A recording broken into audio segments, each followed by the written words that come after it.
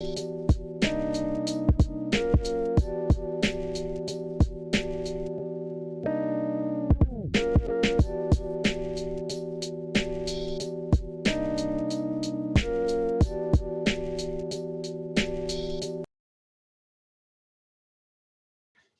it going, everybody? This is Alex Caceres, and you're listening to Story of the Fight.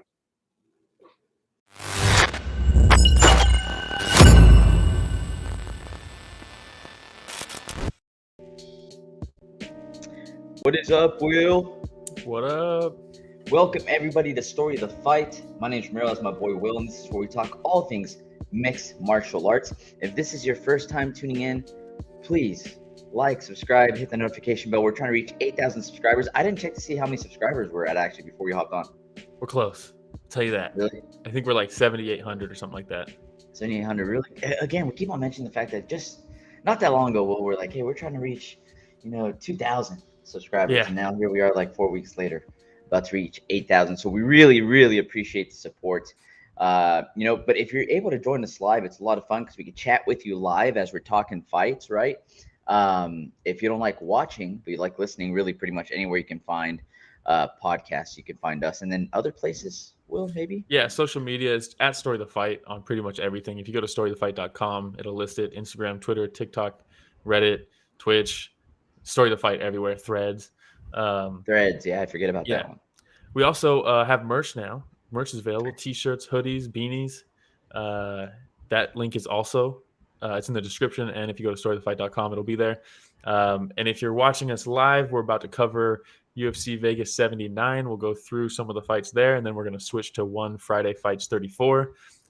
If you're watching this back on replay, we'll have timestamps so you can click on whatever fight you want to watch. Make it super easy for you. Wouldn't be a bad idea to have maybe images of our merch. So when we mention we should probably have that. Yeah, we're so bad at this. It's all right, dude. But I feel like we're better about talking about fights than we are selling our own merch. Yeah, I mean, we're okay at it. We're getting better at that too. So funny. But yeah, hey, you mentioned the fact that we had some fights on last night. Before that, we had fights on Friday, but still, we'll cover the UFC fights first. UFC Vegas, what was it? 79. UFC Vegas 79, Mateusz Gamrot versus Rafael Fiziev. Okay, so the card overall, when I looked at the card, I wasn't like, this isn't the most stacked card in the world. Not super excited about it, but I was super excited about Fiziev versus Gamrot. That fight on paper was set up to be a banger, right? Mateusz Gamrot, really strong grappler. Fiziev, I feel, is one of the most creative strikers in the division. In the lightweight division. So I was like, okay, it's a classic grappler versus striker. Not to say that Mateusz can't strike himself, but he's really known for his strong grappling, right? Yeah, his crazy pressure, his crazy cardio, his chain takedowns. He's like glue. It's like really hard to get him off of you, Whereas Fiziev, it's really hard to touch him. So it's like it was a great matchup style wise. Yeah, I love the matchup, and then. But also knowing just that and right off the bat, you saw it, high level matchup. Yeah, right. Yeah. These guys are amongst the top in their division. Shark Tank of a division. Yeah, and you see right off the bat, I love some of the combos that Fiziev was throwing. A lot of his you mentioned like chain wrestling for Gamrot. This was a chain striking, if you want to call it, for Fiziev. Punches and bunches, man. And and the way that he was mixing it up right away, there's this one combo. Perfect timing, Rich. Our producer, Rich, in the background, putting the pictures up. If you're watching or if you're not watching, you put pictures up. Tune in YouTube. Yeah. But he comes in top, couple shots, and then comes in bottom, couple shots, right to the liver. And you can just see Gamrot back up okay, this is a little different. You know what I mean? This is, my boy Fiziev could be giving some solid strikes. Yeah. And I was impressed with shout out Blunderbub. We will definitely talk about that. We probably won't put that on the stream, but we will definitely talk about that with the Tyson Harrison thing. But shout out Blunderbub. Gamrot did a decent job. You could tell he was landing his straight punches really well on Fiziev. And I think that's because his entry for his straight punches look very similar to a drop for a takedown. He really sits down on his jab. And like I saw some people talking about like, wow, like Fiziev got like he got landed on way more than I thought he would in that first round. And it's like, yeah, he's worried about getting taken down. Like that happens all the time, right? If the threat of the takedown is there, then the defensive striking is going to drop a little bit. But I thought Gamrot did a great job of mixing in takedowns, or at least showing takedown attempts. And he used that to land his own punches. But yeah, Fiziev had like more sting on his shots, I thought. Oh, for sure. And Rich, if you could keep this picture up there for a second, that is get the to this picture. Yeah. But one of the things I wanted to call out with Fiziev too, because we talked about like his creative striking, right? And one thing that Fiziev's really good at as well is using his feints to set up his shots. Oh yeah, more than others, right? And there's this maybe he went to the well one too many times, I don't know, but there's this one move where like he's standing in orthodox for a little bit, and then he feints the right just a tad bit. Hands go up for Gamrot, and then he comes in with the left to the body. Yeah. And it was landing beautifully, man. You could tell that those were some solid shots. But we asked Rich to keep this picture up for a reason, right? Yeah. Well, actually, Rich, can we go back one picture? At the end of the first round, there was a crazy scramble, right? Where Gamrot shot for a takedown. They're rolling all over the place. Fiziev defending expertly, ends up getting to all fours, gets to the cage, get back up. Gamrot's back on the takedown. The round ends with them on the ground. And it was kind of a crazy scramble and no real like set positions. They never settled, And then the second round, Fiziev throws that kick, and then he immediately goes down, and you're like, oh no, he broke his foot. Not good. Because if you go back, you can see Gamrot blocked that kick really well. You see the right foot right there on the elbow, right underneath the elbow, right? Yeah. So like you're kicking forearm. There's no meat blocking. There's no padding where you're kicking there, and it definitely hurts to block those, but it also hurts to kick someone in the elbow, especially a pointed elbow. Shout out Montatoni saying Fiziev won. But yeah, he goes down. If DC were to read that, he'd be like, but you lost. Yeah. But he lost. But it was a draw. Yeah. DC, man. Yeah. So he goes down, and you're like, oh no, he broke his foot or something. Gamrot lands a couple shots on the ground and pound. They call it. Gamrot's stoked. Fiziev's still down. You're like, man, that's not what we wanted out of this fight. And then they show the replay, and while Bisping and Cruz are arguing about if it was a blocked kick that broke his foot or anything like that, Fitzgerald is trying to talk to them, say, hey, he was holding the other leg. It wasn't the kicking leg. And they're like, not listening literally to him. Checking the knee. Yeah. And Fitzgerald just can't get a word in. They're too busy arguing about it. But yeah, and then they show the replay, and you can see that posting leg when you kick, because what you want to do is you step forward with that to plant so that you can kick, but you also open it up, right? You show them the inside of your foot when you plant it, so your knee does twist, and then you can kick over it. That's how you like get the torque, right? You point your toes not directly at them, but outside of them with that planting foot. You kick over it, you turn your hips over, but then you see in slow motion, you do see his knee like shift as he throws that kick. Yeah, and then he goes down. Not good. And then it makes you wonder, right? Because maybe he was somewhat injured coming into this fight, or it was the intense grappling that might have caused some of the shifting too. There was a sequence as well where Gamrot grabbed that exact same leg and put it over his shoulder, trying to dump Fiziev, and that something could have happened there with the hyperextension that led to, So at the end of the day, look, not how you want to see a fight end, but Gamrot won, right? It's a W for Gamrot. And people were kind of like, Montatoni disagrees. But people, I saw people hating on Gamrot too for like celebrating after the win, and it's like, he's in a fist fight. A guy just kicked him. He went down after he blocked a kick, and then he finished with a ground and pound.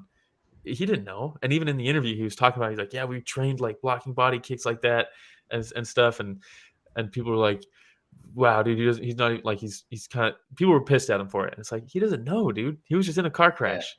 Yeah. You can't expect him. No one told him that it was the other leg or anything like that. Like, you just don't know. Just puts the asterisks there. And that's the other thing, is a lot of people are like, man, Gamrot keeps getting these wins that have asterisks on them. And I don't know. It's interesting. Yeah. How about dude? I know that Will, you don't like the commentary very much. Okay, but do. last night I did enjoy Dominic Cruz's smart ass capabilities during a lot of these situations. So in this one, in my notes I put down, Brennan says we hope he heals quickly. Dominic Cruz right away comes through with a little Bryce Mitchell prayer in the back. He Yeah. said, "You'll be fine." And I was like, "Oh, Dom Cruz, Dude, that's he silly guy." He was going so hard at Bisping all night. Anytime Bisping would say something, instead of like allowing it to develop to correct him and like use the fight to correct him, he was like, actually, blah blah blah. Like there was a point where Gamrot was trying to take Fiziev's back. And he's like, and we all know what he's wanted. He has one hook in. We all know what he wants to do. He wants to step over that other leg, get the other hook in, and take control. And Bisping's like, actually, if you grappled, what he's trying to do is like, it's like, damn, if you grappled, why are you trying to talk shit so bad against Bisping, man? Like, he's so focused on like, and I do think he's a very good analyst, but he's so focused on being like, I know what they're doing. Everybody else is wrong. I see it. And it's like, dude, come on. Dude, like, come on. You don't have The to part be though mean. where You don't have to be mean about it. oh, well, we'll talk about the other things that he said later on. But yeah, hey, there's overall, a few times. Props to Gamrot. I know that there's an asterisk fight behind this one for some folks, but I think that what we did get to see between Gamrot and Fiziev, Gamrot has shown that he's absolutely belongs amongst the top level of that division. Yeah, you know? he's So definitely say what you say, what you want to say, but guys, 23-2 now. 23-2. That's not easy. That's pretty good. Yeah, some would say that's good. Yeah, Monster Tony says Cruz is so salty lately about refs. It's too much, and I wish I could turn him off.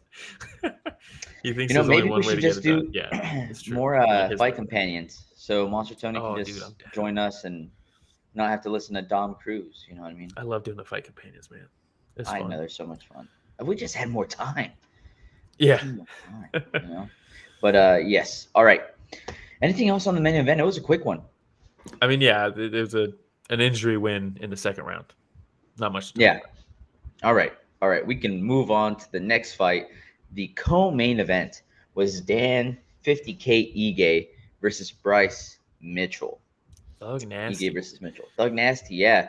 Thug Nasty coming in saying that he's more pissed off than he's ever been.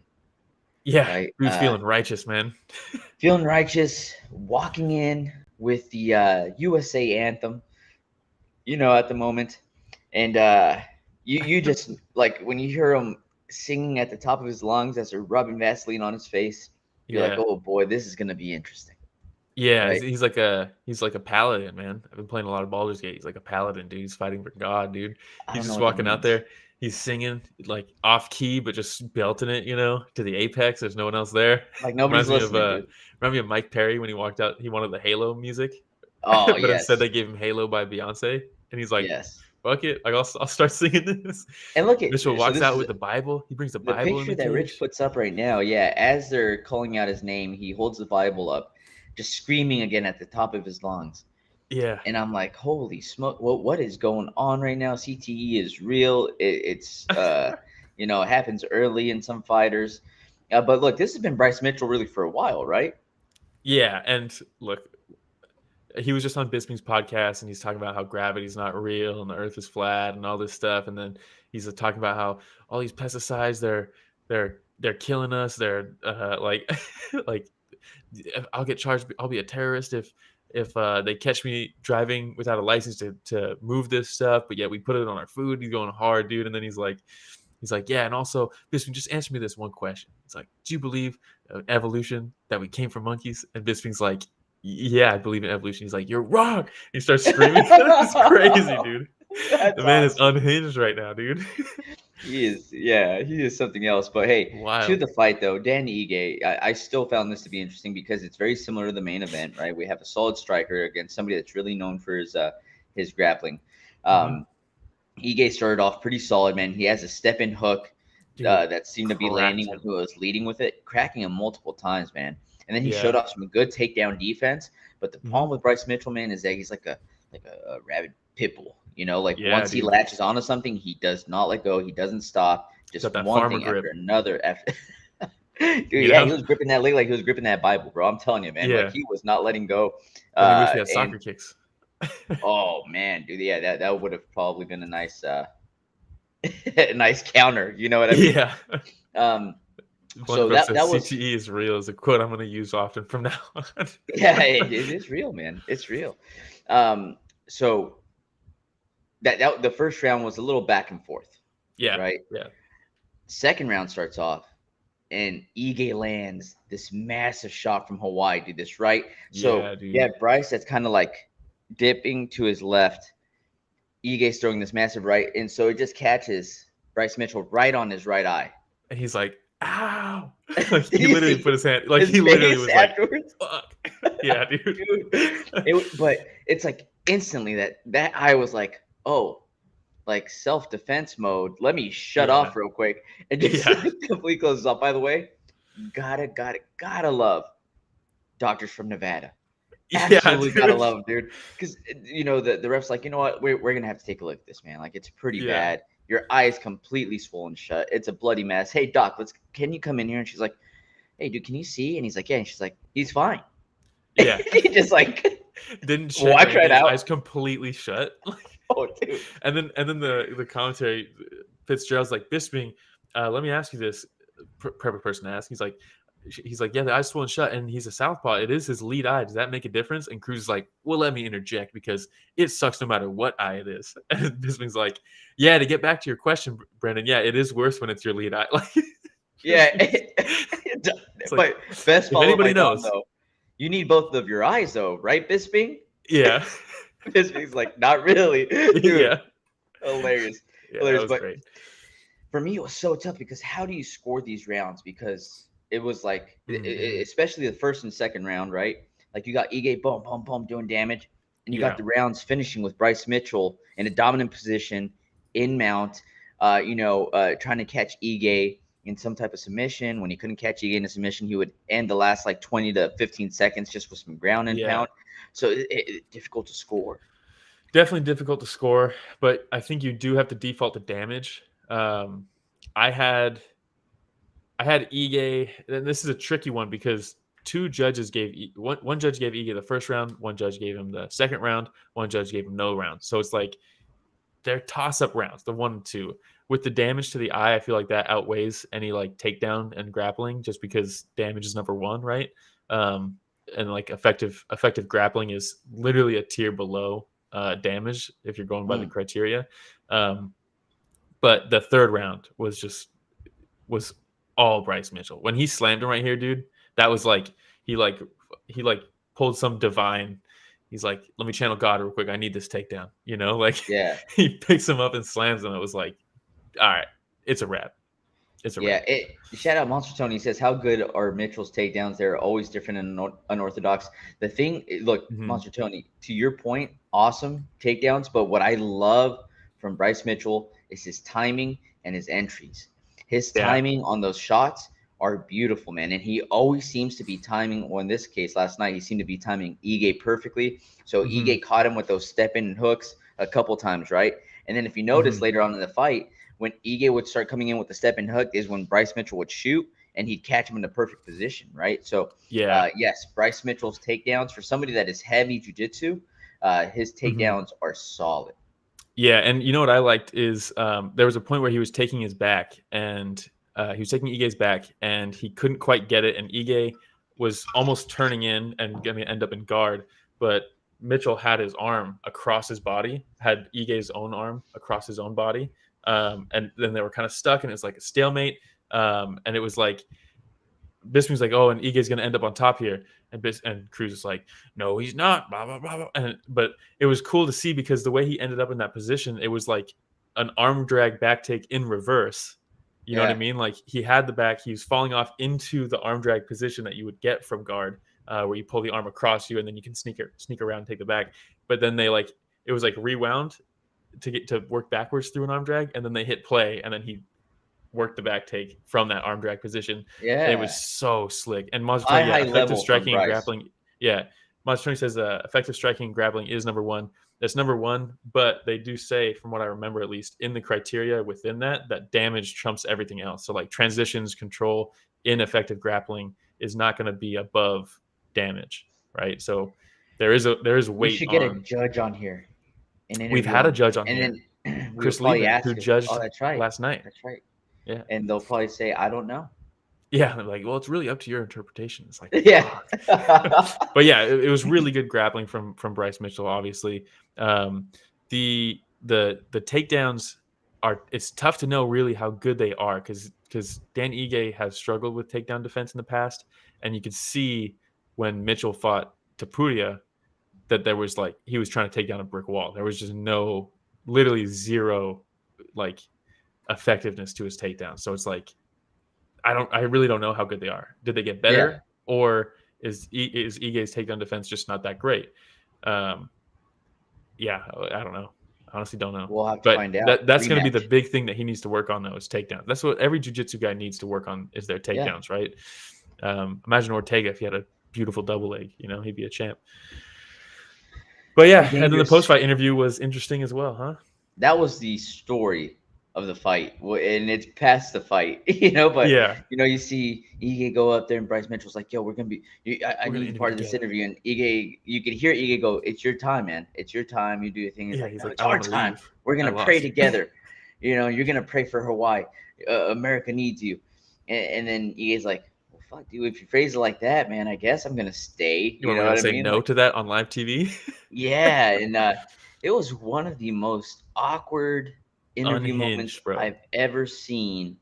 Can we go back to that picture, Rich? Watching interviews. He brings the Bible out, and he's like, the fires. He's like, yeah, the fires. These are his words. I know YouTube's like super strict about conspiracy theories and what they deem to be conspiracy theories, so these are not my words, right?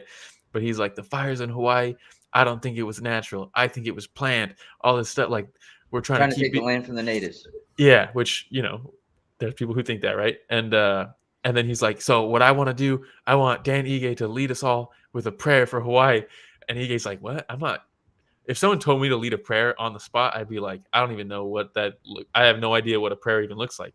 That's not never been part of my life. But like Ige, he seemed religious, but like that's a tough thing to ask. And Bisping's just like, no. And he's trying to pull the mic away. And Bryce Mitchell, it literally looks like, just unhinged, like, you're taking this away from me. This is a God, like God wants it. And like, he was like scrambling to try to make this happen. It was like an unhinged person. It was crazy. And look, dude, the thing that, one of the things I love about UFC and Dana White is that he has always said, I'm not going to censor these guys. Like they're grown ass people. They could say whatever they want, and he let them have at it. Now, it doesn't mean that Dana White's on the mic or on the headset as a producer of the show. You know that they do have that, right? And you could tell somebody was telling me, being like, dude, get ready to dip out of there as soon as possible, man. When he was like, I don't think it was natural. I think, and they're like, get him out. Get him out. Yeah. Like, what is this man about to say, dude? And so, but for me, like, the most awkward situation was the look on Ige's face, because I felt like he really did not want to be there.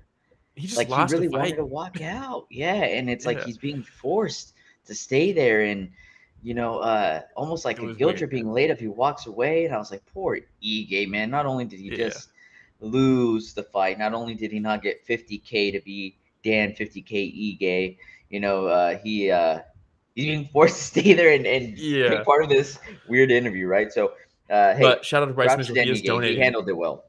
Yeah, and Mitchell, despite all the craze, he said he's going to donate $5,000 to Hawaii. So like, that's cool. Not the first time. Do you remember when he said, "Hey, I'm donating my winnings"? Yeah. To what was like a children's hospital or something like that? I can't remember what it was. His whole win purse. Yeah. Yeah, and UFC was like, "No, dude, keep your win purse. Like, we're going to donate that amount to which is awesome, right?" So hey, say what you will. It sounds like he has great intentions. Going about it a different way than we're used to on the UFC. It's wild, man. It is wild. It's truly a unique character. Like we've seen. If he remembers to do it. If he remembers to do it, After that big shot, I don't know, man. I don't know. All right. He's gonna watch the interview back and be like, I don't remember any of that. Yeah. Does it still count? Does it still count? All right. Monster Tony says, I was afraid his toxic relationship was going to affect his fight. Yeah, seriously. Did you see that video of him trying to get his No. dog back from his ex? Oh, He's knocking on the door. He breaks a glass on the door. She's like, "What? I want to call the cops." And he's like, "This fucking door is a piece of shit." Well, I wasn't trying to like. Oh no. Yeah, dude. Oh my god. Hey, first for Mitchell, huh?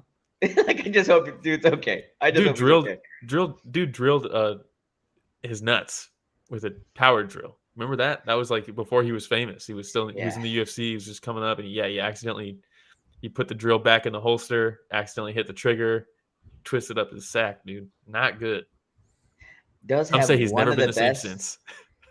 Does have one of the best car salesman commercials I've ever seen. Oh yeah. If you haven't seen, type in Bryce Mitchell car sales, and he has a fantastic commercial. Yeah, it was awesome. All right, we can move on to the next fight. We had Marina Rodriguez versus Michelle Waterson-Gomez, formerly known just as Michelle Waterson. I'll let you talk here, Will. Yeah, this is a rematch that didn't really need to happen. Michelle Waterson, it's tough to call her Michelle Waterson-Gomez. It's too new for me. It's probably tough for her husband to call her Michelle Waterson-Gomez after last night's performance. I'm just saying, dude. Yeah, so she comes out. She's still with Greg Jackson, and it's like, man, this camp has just not done anything good since like 2015. It's just not a good camp anymore. The only thing they got is John Jones, and like, let's be real, John Jones is an outlier. It doesn't really reflect the team, and even John's like going elsewhere now. Maybe he was kicked out, maybe not, I don't know. But so the fight starts and she gets the takedown, which she could not do the entire first fight. And I was like, okay, here we go. Michelle Waterson Gomez is like, she's in this. And then Marina got up and then just beat the brakes out of her for the next 6 minutes. I mean, just vicious punches, vicious elbows in the clinch, vicious knees in the clinch. There's certain fighters where you see like in the clinch, they'll knee to the body and you're like, that looks painful. And then there's some that are kneeing through you and it's just like a stabbing knee.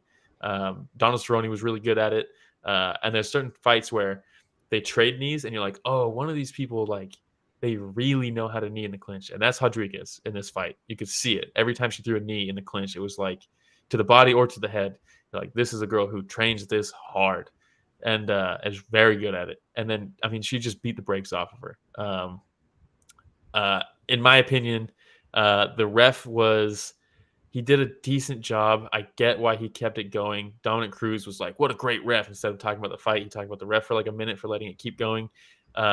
Because Michelle was doing just enough. Every time it looked like they should have stepped in, she would do something. And you're like, all right, reset that timer. I guess. In that situation, the ref is supposed to call it when you're not intelligently defending yourself. She technically was. In that situation, the corner needs to throw the towel in. This is a textbook fight, in my opinion, that you need to throw the towel in. It was hard to watch. That first round was hard. And then I get it. Man. She's tough. I get it. She's super tough. You know, they stopped the fight for the cut. And then as soon as they're ready to start it, she's smiling. She's like, yeah, let's do it.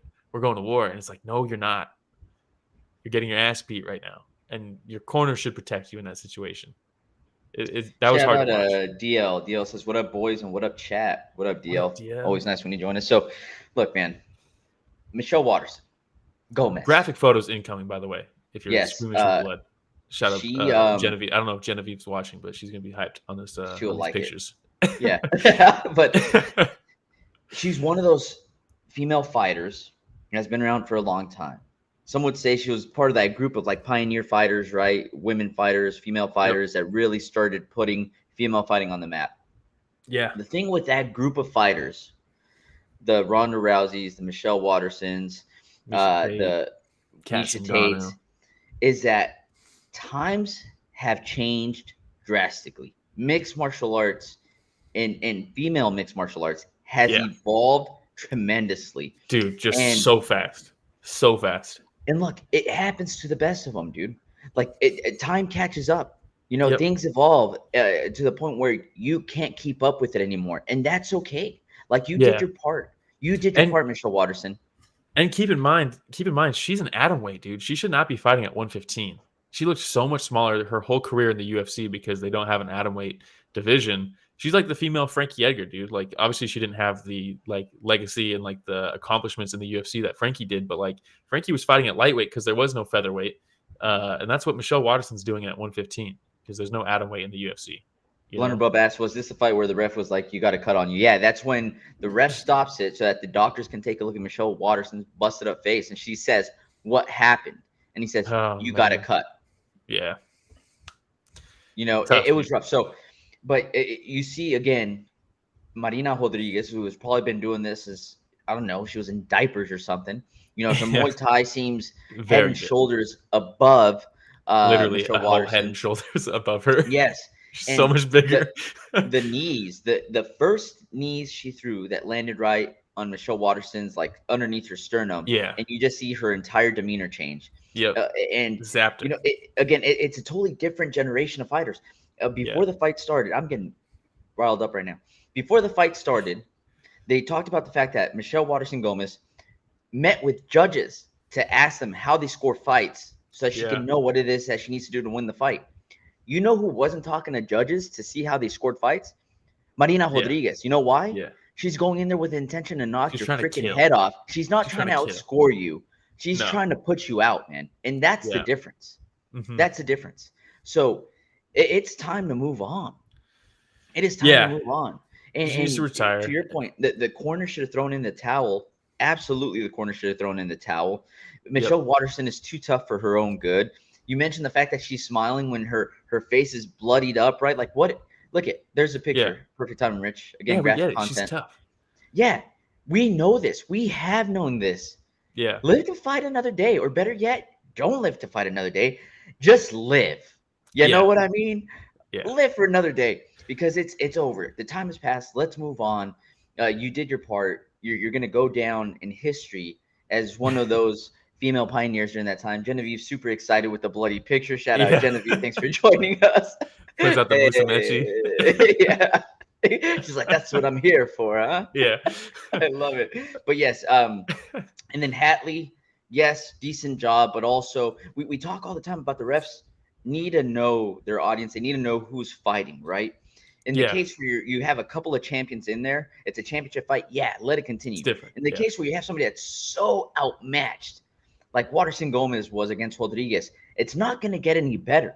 All you're going to do is allow her to take more damage. You're not giving her a chance to win. She doesn't have a chance to win. Let it go. Yeah, agree. Tony says she hasn't finished a fight since 2016. That's why she needed to know the criteria. Yeah, it's tough, man. Like I said, she's done wonderful things in her career. When she signed to the UFC, it was a big deal. Everybody was very hyped. I remember back then when it was rumored that she was going to sign to the UFC, people were like, "Oh shit, dude, this is big. This is big. She's really good." But guess what? She was good at 105. 115 is too much, man. You know when the corner should have thrown in the towel? Do you know when she turned away for the first time? Time?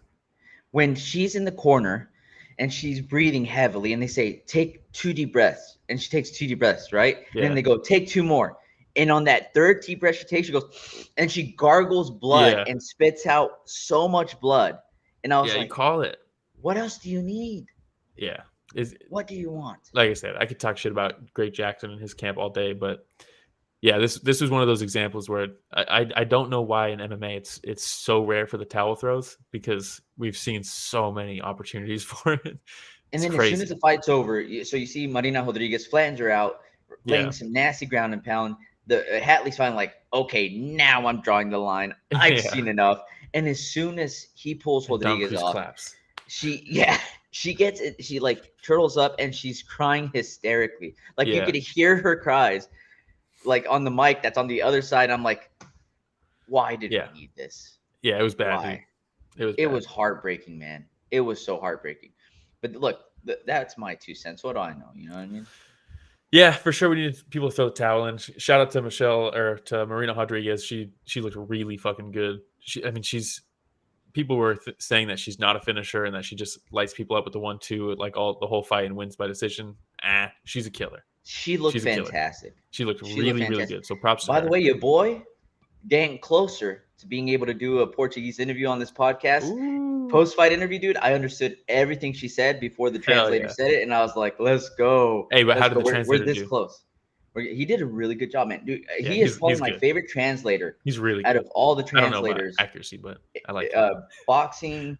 The one translator, the one that translates Spanish. I think I told you they need to call your boy to go translate in Spanish. But the Thai interpreter over in he's fantastic. I don't know if he's accurate, but I love his enthusiasm. When it comes to Spanish translation, Portuguese translation, the guy from the UFC is by far my favorite translator, man, because he's spot on. He's really spot on. I love him. Probably the worst one that I've seen was the HBO translator, because the dudes would be going off, like Eric Morales would be going off for like 5 minutes in Spanish, giving like some good stuff, and then like he comes in, he's like, he said it was a good fight, and he backs up. I'm like, no, dude, he said so much more. Translate, you know, but. Genevieve says, I'd honestly just assumed Michelle had retired since it had been so long since I'd seen her fight, especially with her being 37. Yeah, we didn't need this. And I hope this is the sign for her that this is it. Rich, there's a clip that I put in the private chat. It's a Reddit link. If you could pull that up. No. This is, now that we finished talking this fight. Shout out Toasty. Love you guys. This is Fiziev with his busted up knee. Bryce Mitchell with his busted up eye, and Michelle Waterson with her busted up face, all in the hospital together. Ooh, okay. So I'm guessing that's Fiziev. Yeah. Second now. Keep the volume up, Rich. What the business, yeah? Bryce Mitchell. He says, "What a business, yeah." The best business in the world. Oh my god. And the nurses are just like, "Who are these people?" We can cut it there. just them all in the same hallway. What a business, huh, guys? They're all just fucked up.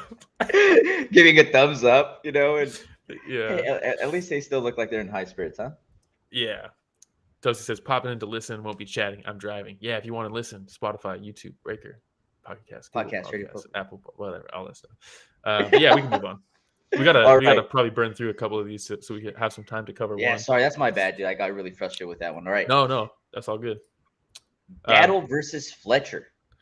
Yeah, Bryan Battle versus AJ Fletcher. First round, Bryan Battle's like, I'm just gonna stand here and throw teep kicks to your body for the entire round. And then AJ Fletcher's like, you're so far away from me, and I can't touch you from here.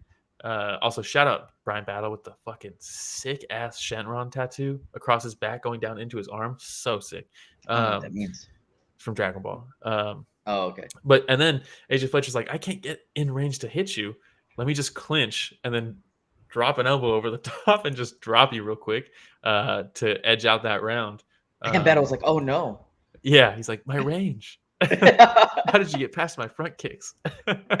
Oh lordy.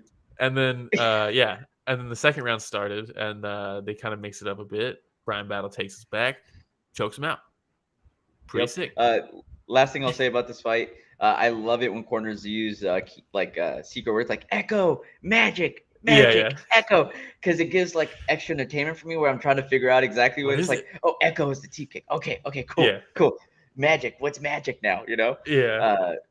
But yes, Genevieve is saying, I knew it was a Dragon Ball tattoo. Joe didn't believe it. Yeah, there's a picture of him on his back. I think it's probably next, where you can really see it well. Oh, it's so sick. Obviously, it's not finished, but it's fucking sick. And then it goes down into the arm. It's a cool tattoo, man. Okay. All right. I mean, I don't know much about it, but it looks nice. Those are the Dragon Balls from Dragon Ball. That's the dragon hat, you know. Got it. Okay. Collect them all, the dragon shows. Yeah, but yeah, it was like a good win for another show. Yeah, Bryan Battle, good win. It was a decent fight. The front kicks looked good. I wish he was a little bit more active in that first round. But he's been putting together some wins, you know. Also, right. AJ Fletcher, for sure, don't stay at 170. Way too small. No. Yeah. Way too small. Okay. He's like a little great value Matt Serra. You know what I mean? Yeah, dude, I was thinking Matt Serra too. Great value Matt Serra. All right. Yeah. We'll move on. This fight, when I saw this on the card, was one of the fights I was excited for. Anytime I see Charles Jourdain, I get really excited. He was going up against Ricardo Ramos, which also, you like that pronunciation? Portuguese. Muito bom. So, yes. That means very good, right? Yes. Hey! Who knows a little bit? Você fala português? I totally know that too. So love the scrambles from Jourdain, Yeah. especially in the beginning of the fight, right? And they said going into this, Ramos definitely feels like he has the advantage in the grappling department. Oh, he's so good on But the ground. Jourdain was like, nah. Your boy can also grapple, right? And there was multiple times where you saw Jourdain trying to set up that guillotine choke. Almost got Von Flue choked. Almost. That was close. Yeah. Because he was trying to catch it on the takedown, right? Mhm. And then Ricardo, he hops over with the takedown when he sets up the choke like this, and then it ends up in that side control position. And I've seen people talk about like the Von Flue choke, like why doesn't the guy who's getting choked just let go of the guillotine? Like he needs to ditch it. Why don't they let go? And Rich, if you could go to the next picture, it's when he's in that choke. So Jourdain obviously has his neck, right? He's got the guillotine around his neck, but he's in side control, so he doesn't have the right pressure. And then you can see Ricardo's left shoulder is down, pressed into the neck of Jourdain, and then Jourdain's own left shoulder is pushed up against the other side of the neck. So that's where that choke comes from. People are like, why don't you just let go of the guillotine? Like, then you won't get choked. But if you see, Ricardo with his right arm is hugging that choking arm from Jourdain and grasping it with his other hand. And that's why you can't let go. You have to let go before you get it set up. And I've seen a lot of people confused about that, but that's exactly why. His arm is trapped in there. Do you remember when we were grappling, Will? And your boy here was in side control. I'm trying to sink in like a modified Von Flue there. And then like my shoulder was on your chin a little bit. And I'm trying to work my shoulder down. And Professor was like, hey, we're all friends here. Like, stop pressing on Will's face like that. And I feel like I was robbed of a submission, Will. I feel like I was robbed at that point in time. Shades of Chris Tognoni at that moment, stopping it early. Yeah. And I was like, oh, man. You're like, I would have had that. Oh, yeah, it was so close. And then you probably like triangle choke me or something like that right after. Good times. But yeah, those were good times. Shout out, Coach. You got the new building over there in Salinas. Yeah.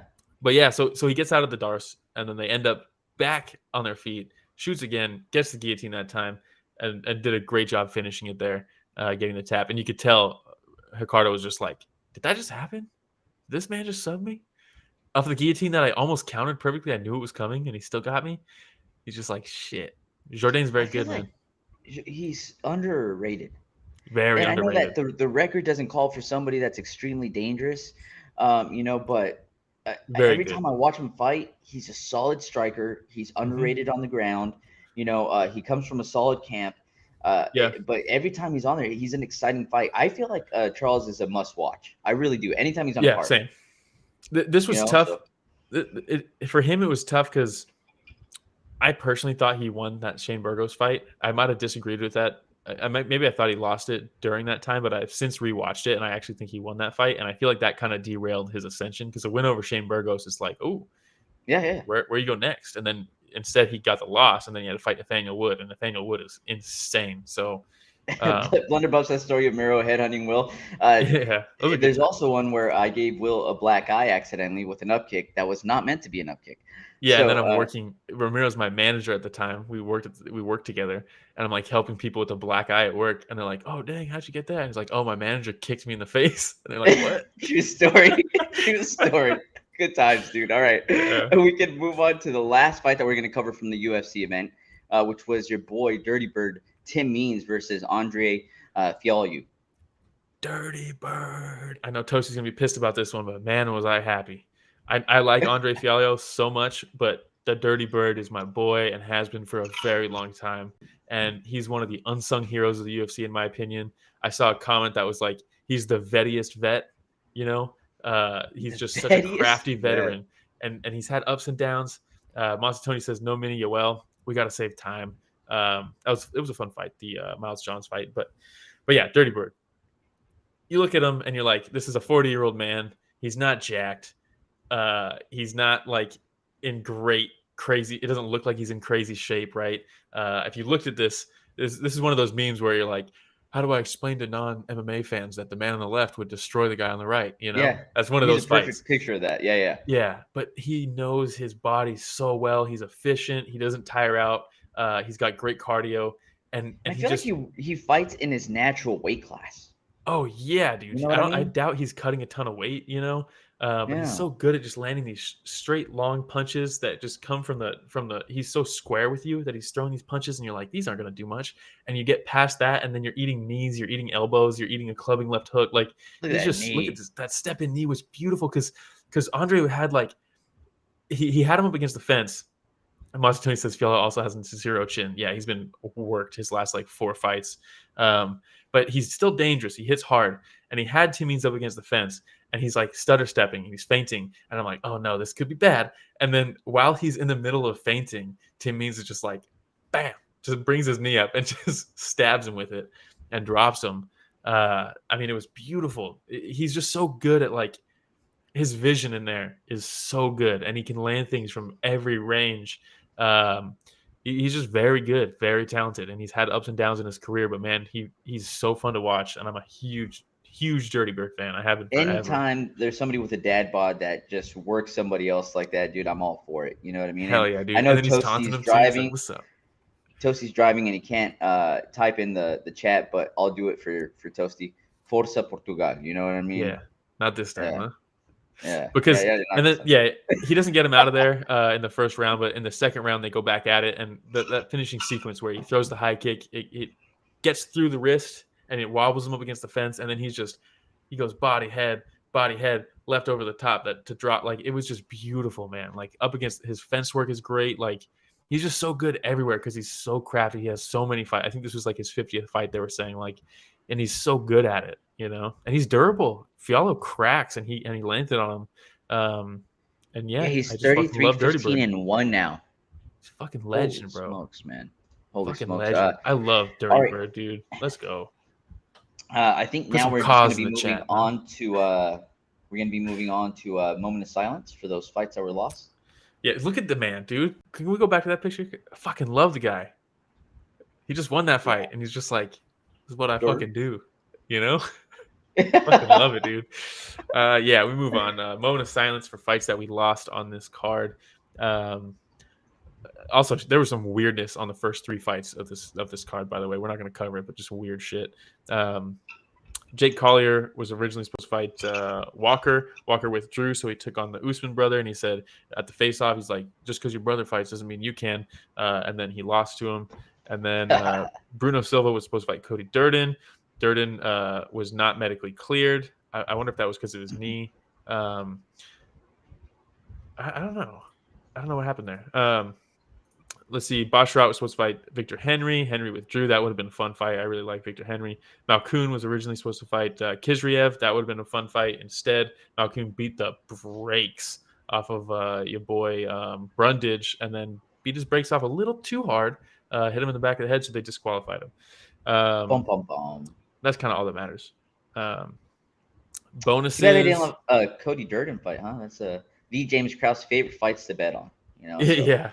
James Krause. Let's see.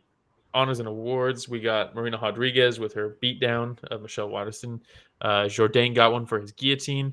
And then the Dirty Bird and Andre Fialho got fight of the night because it was a fucking banger. And it really carried this card. It really did. All right. Runderbo said Collier looked as bad as Waterson at the end. Yeah, he was beat up, bloody. We're not going to cover Eblen versus Edwards. That one might be too graphic for YouTube. That cut that Eblen got is insane. But yeah, I also trying to get us shitty. I used to be his fan. Fuck that dude. He beats Fabian Edwards. Great finish.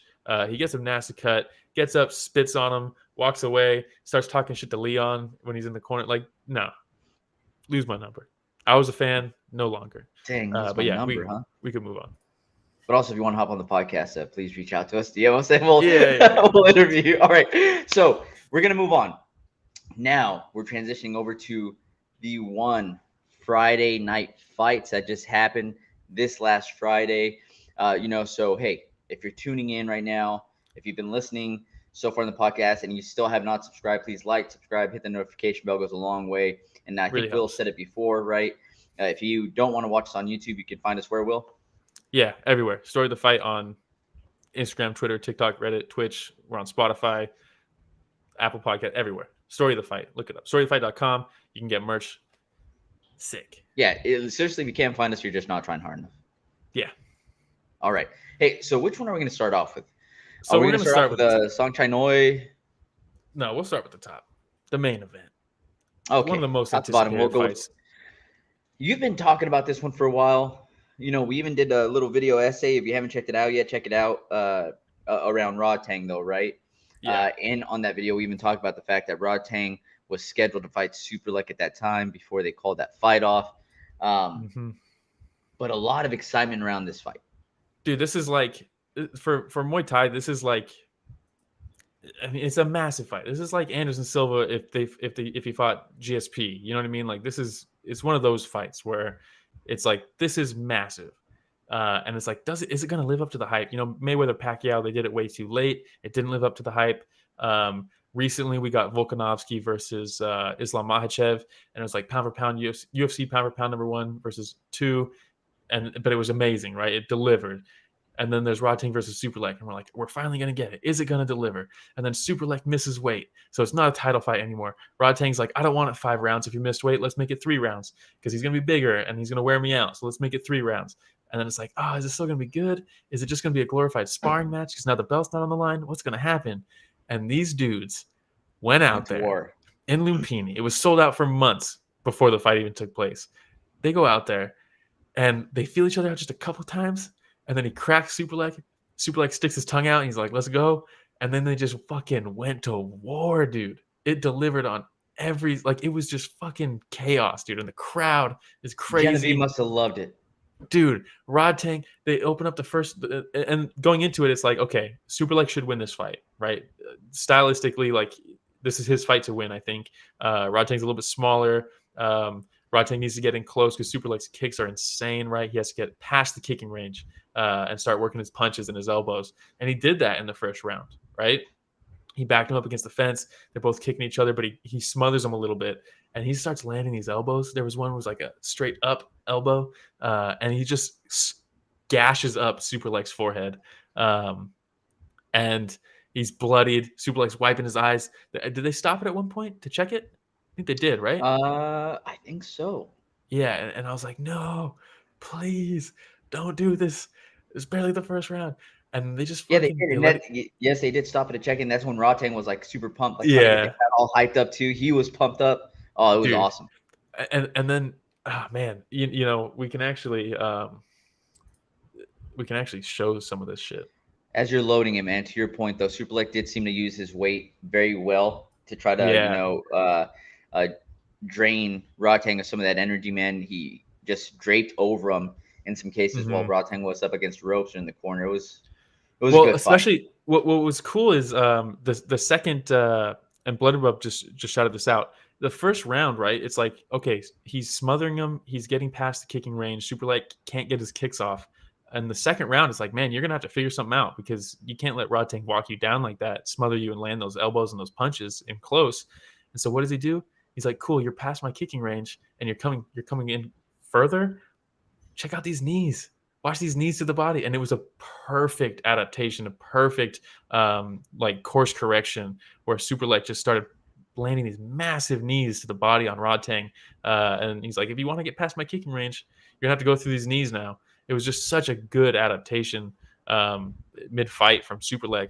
And then he drops him in the second round. But we can show some of it here. This is the start of the fight. Can you hear it or no? No.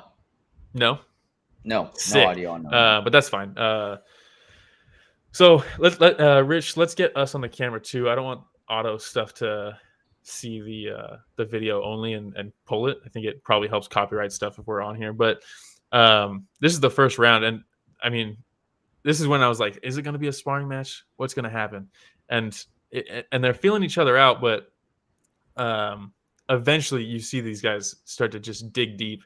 And there's those kicks from Superlek, right, where he backs him up with the punches, lands the kicks. Superlek's so crafty, man. And that's so the thing. Rodtang, man. And I feel like Rodtang at least in this fight, seemed sneakier with the elbows inside than Superlek did. But I've never seen anybody kick as fast and as hard as Superlek does. Just like that, man. Like, you don't have like a chance to defend it. It doesn't seem like, because it just comes at you so fast. Yeah, you just have to eat it. You just have to know it's coming and that it's gonna land, and you got to be standing up after it hits you. That's basically all you get. There's that nice elbow, that intercepting elbow. Yeah. And you can't hear it, but the crowd is going insane. Every single time they connect, the crowd's whoa, whoa, whoa. As they like should. It was so hype, dude. As they should. There's a nice elbow. That's the one that splits him open originally. Another in the clinch. And Superlek had a good elbow counter right there. And there's another big elbow from Rodtang. And that's the one that splits him open bad. Nice body shot from Rodtang. Yeah. Good knee, and that's a dump from Rodtang. That's the other thing too, is Superlek's so good in the clinch of breaking your posture, leaning his hips back, and then being able to throw the knee up and then turn it over into you. You know, like he's so good at creating that space. See, this is where clinch. they stop it. Yeah, for the doctor to check it. I was so worried, dude. I was so worried. And this was like 9:30 a.m. my time, so I had my coworkers were all just watching it in the office, dude. We're just like, this is fucking crazy, man. Like, it was so sick, dude. That is so funny. It just absolutely delivered, dude. There's a big elbow there calling in like, why aren't they answering right now? Everybody's just around your computer watching this fight. Yeah, dude. Hilarious. I couldn't miss this one, dude. This is not one that I was gonna. Monster Tony says, I watched this in the bathroom at work. Classic, dude. With the audio on too, people walk by the stall, you just hear the crowd. Whoa, whoa! Just echoing everywhere. Oh, that's another big elbow from Rodtang. I mean, it was just such. It just delivered, man. It did. It delivers so much that Joe Rogan's posting about it. Like people who don't talk about this are talking about this. It was such a big win for one, and I feel like because the UFC also had a very lackluster event, it was just such a good weekend for one to kind of gain some like market share. You know what I mean? Yeah, for sure. All right, man. Then, hey, what other fights are you going to want to cover, by the way? Because we're already at it. Yeah, so we'll still cover. Oh shoot, we are. Do you have a hard out today or not? No. I also look at the end of the round. Look at that. Yeah, nice little. So let's talk about the knockdown, huh? Because in the second round, Superlek scores a knockdown off of the knees, right? He knees him up against the ropes and then he drops him with an elbow. And they have this super sick video on their Instagram. There's the knee to the body, pushes him, elbows him, kicks him in the head as he's falling down. Just so gnarly. I like how Rodtang's like, dude, I slipped. Yeah, it wasn't a knockdown. This knockdown could have might have won it. Lost him the fight. It might have won it for Superlek for sure. And people are saying it was a slip. People are saying it wasn't a knockdown. People are saying he pushed him. I think this was a knockdown. I've rewatched this particular video like 50 fucking times already. That elbow lands. He kicks him in the head as he's going down. It's a knockdown. And I think some people think, look, a knockdown is like they have to be rocked or wobbled and things like dropped. It doesn't. If you get dropped from a knee to the body, an elbow to the head, and then a kick to the head as you're going down, just because he's not out of it and he can come back up, it's still a knockdown. You know, we see flash knockdowns all the time.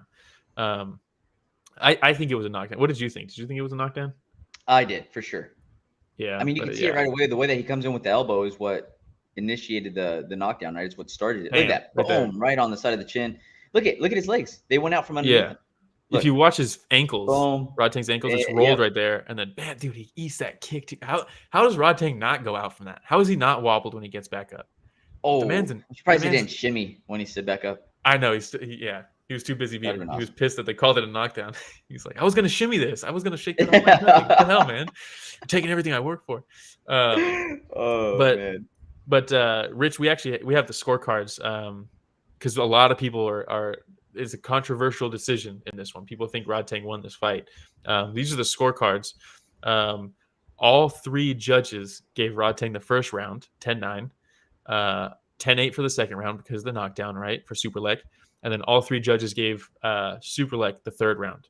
Watching it live, I thought it was a draw. I thought, which obviously we'll get into why one doesn't do draws, but I thought on points it was a draw. I had Rodtang 1-3, Superlek round 2 with a 10-8.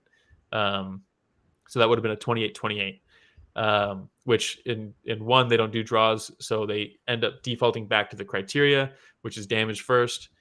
the knockdown is the highest scoring thing of the whole fight. So that's like the tiebreaker is that knockdown, right? So it's a 10-8 round across the board, huh? From everybody the second round? Yeah. I mean, he dropped him. Yeah, right? he dropped him. And then rewatching it, I rewatched it again the third time this morning, and I do have Superlek winning that third round also after rewatching it. Yeah. What did you think after watching? I don't know, dude. Honestly, I wasn't keeping score. Like, this fucking no, yeah. During the entire fight, I was just like, man, this is insane. Yeah. And at the end, I just remember thinking to myself, like, I have no idea. Yeah. And I'm going back and forth, and I'm like, man, Rodtang cut up Superlek. He's wearing that damage. Mm-hmm. But Superlek had that knockdown in the second round, right? And then I'm thinking about the third round, and in my mind, that third round was pretty damn close too. Really close. And I think what edged it for me going back.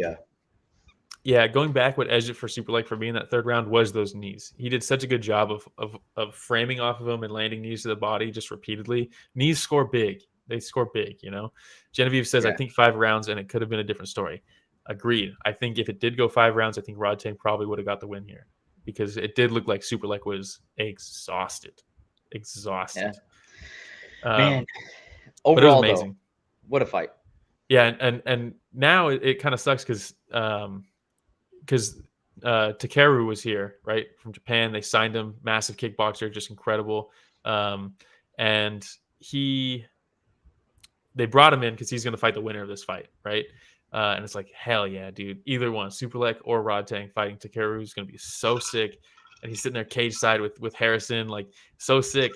And then this happens, and they're like, no, we're doing a rematch immediately. That was amazing. And then it's like, well, now what are we going to do with him? He just signed, like, he wants to, and you know how bad he wants to fight. I showed you that picture. Rich, can we skip? Yeah, let's go. Let's show that picture, Rich, the one you have up. This is his thoughts on it. Said, to live or to die. This is the type of fight I want. It felt like animals fighting for their lives rather than a sport. It was fascinating.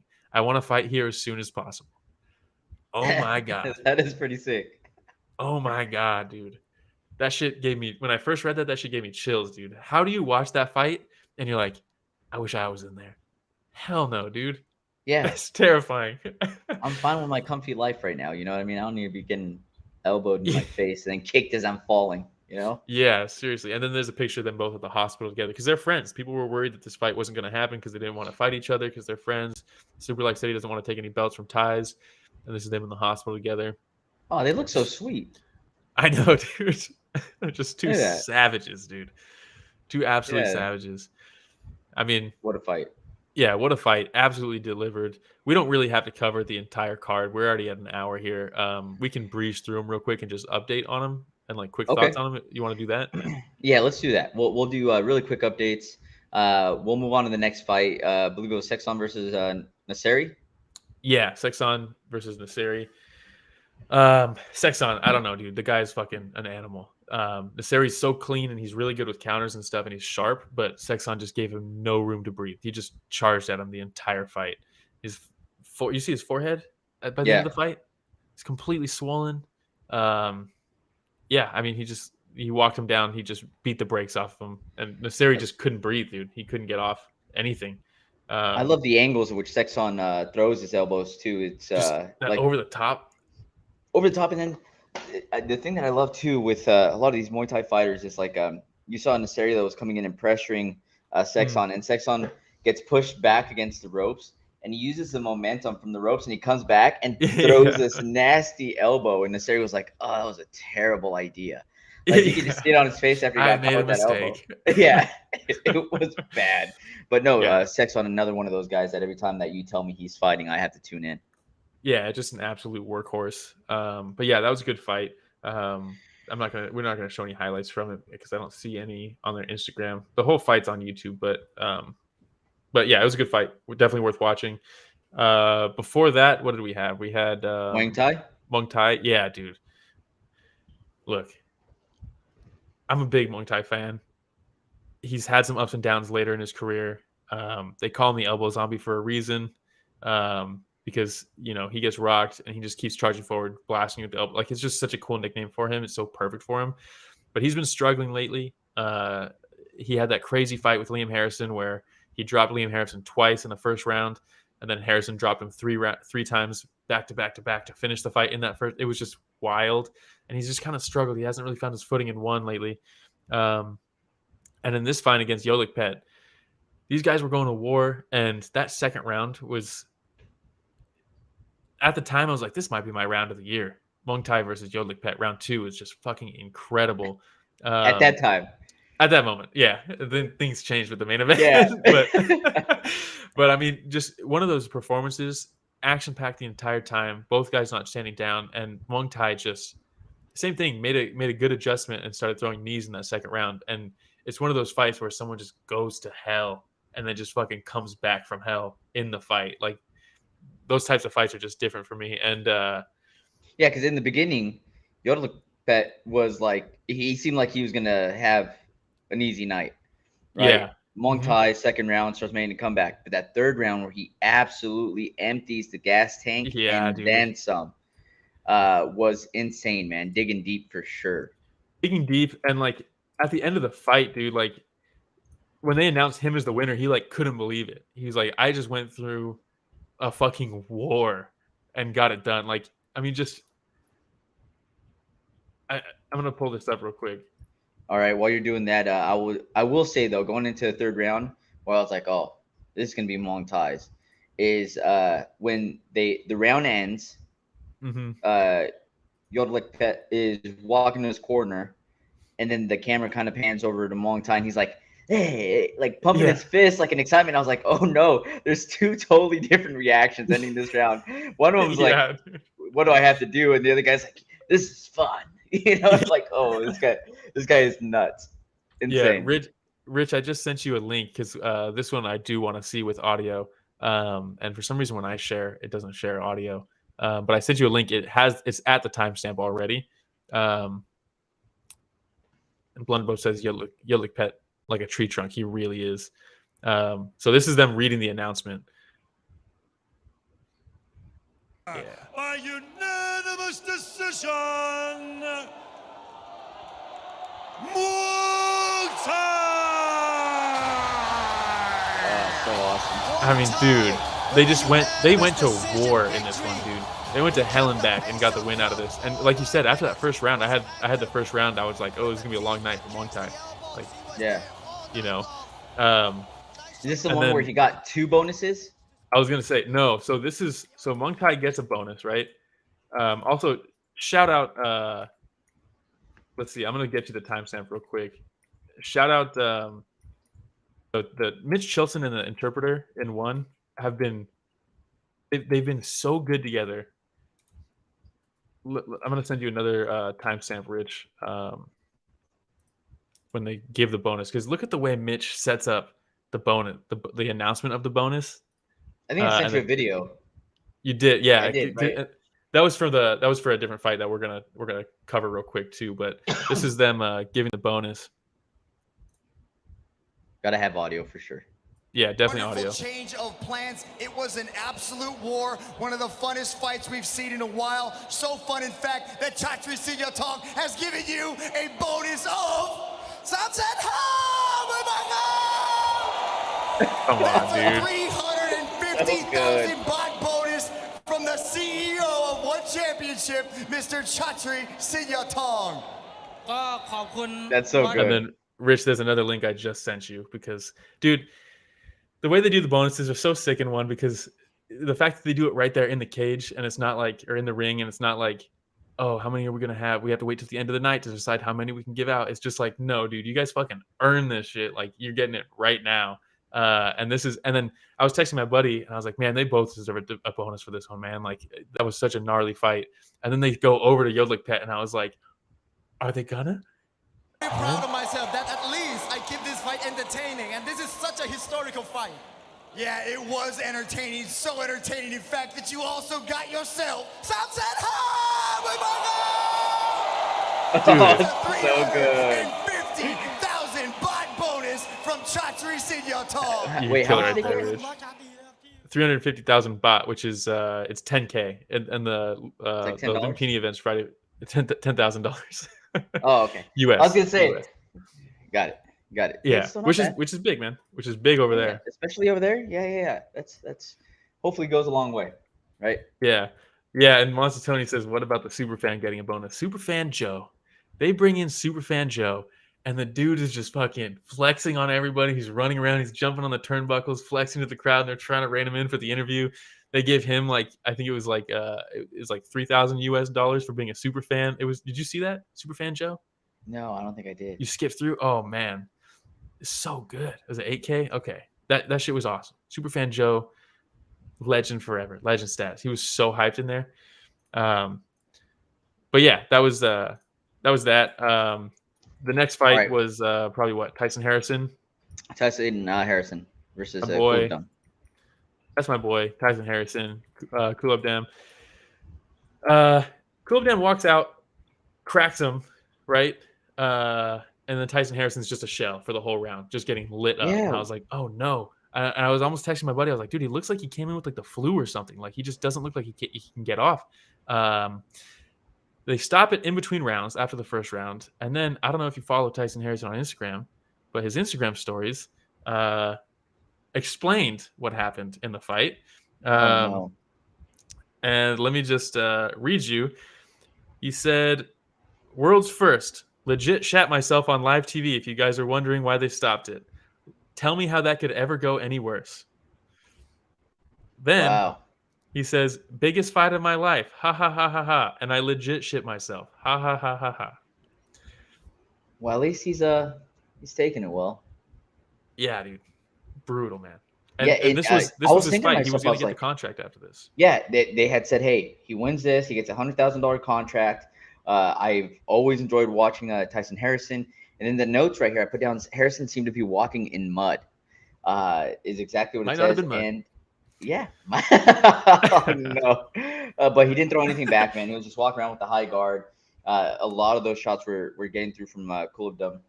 And we've seen him go to war, right? We've seen him go to war before and eat crazy shots and fire his own back. So to see him just completely shell up like that, I was like, dude, something's wrong. Like this is not. Yeah, it's not him. You know.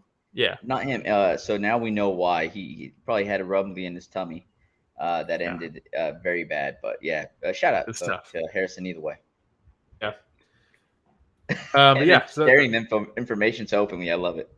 Yeah, and he has a video too that I was gonna have pulled up, but it's all good. He's literally just talking. He's like, "Yeah, dude, first fucking punched the body, legit shat myself." Like, and he's like laughing. He's just in a locker room by himself. Like, at least he's being a good sport about it. Yeah. All right, which ones we still covering? I think the last one we're gonna cover. What was it? Yeah, Suakim versus Ashouri. Okay. This one, it'll be quick, but I do want to show the finish because Suakim has struggled, right? He came back. He lost to Superlek, not in one. And then he took a couple years off, and then he comes back. He gets knocked out in his one debut, and you're like, wow, man, this is tough because he's so good. And then this is his, like, can he bounce back, right? Because he is very, very good. And he bounced back in a very big way. Let's see. I have. Is this one that got the multiple bonuses? Yeah, and I'll send you that link too, Rich, because that shit was awesome. But first, let's see the finish, because that was arguably even cooler. He lands the elbow right there, and then the left. Dude, so gnarly. It's that classic, recording of a fighter coming in with a big looping hook that completely misses and spins him all the way around. Yeah. Look at, such a good shot. So good, dude. Yeah, that was a great knockout. And then Rich, I'm gonna show you one link to the interview for this one because it was fucking awesome. And then we'll wrap up the show. Goosebumps, dude. Goosebumps from this. This one gave me goosebumps big time. Yeah, big time. Well, I was brushing my teeth. I was like, wow. I love hearing stories like this, man.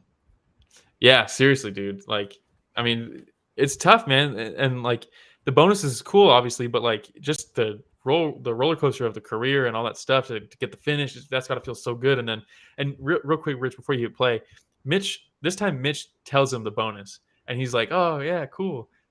Probably doesn't even know what he's saying. Then the interpreter tells him, and his reaction when the interpreter tells him is just like, damn, so cool. Yeah, so awesome, man. The defense. Yeah, your defense was absolutely spectacular, but the knockout was even better. So good, in fact, that the CEO, Chatri Sigyotong, is not giving you one. He's giving you two for 700,000 baht bonus from Chatri Sigyotong. วันนี้นะครับเสือคิมชนะได้สวยงามมากชนะสวยมากจนคุณชาติไม่ได้มอบให้แค่1ครับมอบให้2โบนัส700,000 บาท He's like, what? That's so awesome. God. ดีใจ Yeah. You cut it there. Yeah, So we don't good. have to sit through the entire interview, but just you know, when he goes back and the translator points out the fact that he said, like, man, I've lost everything, and Yeah. now I'm getting it back with this, you know, and it's like, man, it's so cool to see stuff like that happen, man. Yeah, it really, Chachi, really is. sing your tongue, props, dude, props. Props. All right, But man. yeah. Well, hey, long episode, huh? Hour 15, but it was needed. It was needed with the two events. Yeah. You know, a lot of really good stuff going on. Again, for those folks that haven't tuned into one Friday night fights or Friday fights. Yeah, Friday fights. Or fight nights. Fight Both of nights, them. whatever you want to call it. It's they're good, man. I wasn't a believer for the longest time, and now tuning into some of these fights, I'm like, man, I probably missed out on a lot in the last couple of years. Yeah, dude. It's been so You know? good.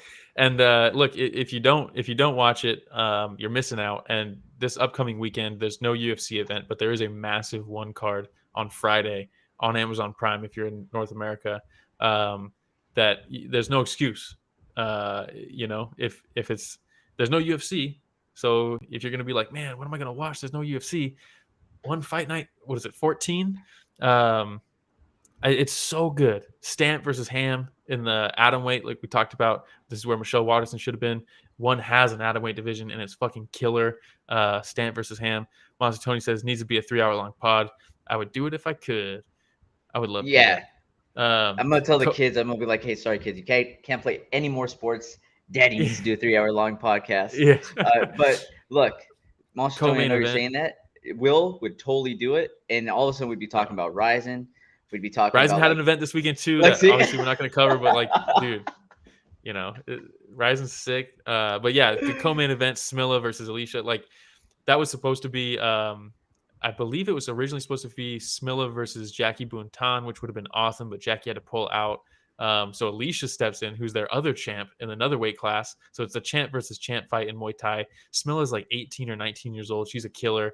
Alicia came back from a baby. She just defended her belt after having a baby, and she's a killer too. That's a great co-main. Yeah. Daniel Kelly is the first female grappling championship for one. Danielle Kelly versus Jessica Khan. That's going to be awesome. Danielle's really good.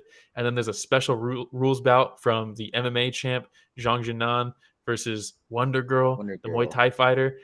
Special rules striking only. That's going to be sick. You got John Lineker on the card. Menshikov is coming back after getting beat by Ursul against Sinsamut, who also lost to Ursul, but very good. That's a banger. Asaten Pao versus Rambolek is killer. Foley Yang's back versus Amir Khan. Like, dude, this is a nasty card. And that's all we got next weekend. So you better watch Friday night. So I'm guessing we will have a podcast next weekend, and we'll be covering the one fight then. Hell yeah. Let's do it. I love it. All right. Well, hey, thank you everybody for joining us. Genevieve, Monster Tony, Blunderbub, DL joined us as well. Of course, our boy Andrew Tosi joining us while he's driving and not texting. I appreciate you being safe.